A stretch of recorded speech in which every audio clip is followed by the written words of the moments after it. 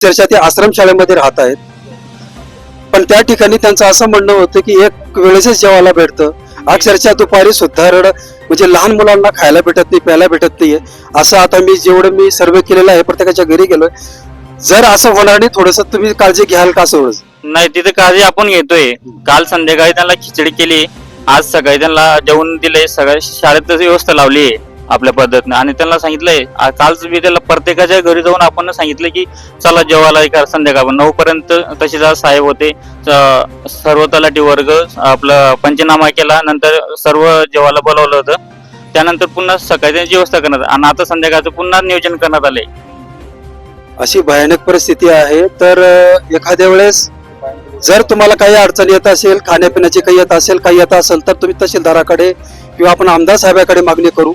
पण आपले जेवढे हे जनता आहे, जेवढे नागरिक आहेत, त्यांनी उपाशी राहता कामा नये, एवढी रिक्वेस्ट आहे पोलीस पाटील तुम्हाला. जर तुम्हाला काही वाटलं तर आमच्या माध्यमातून तुम्हाला आम्ही 100% पुरवायला सांगू.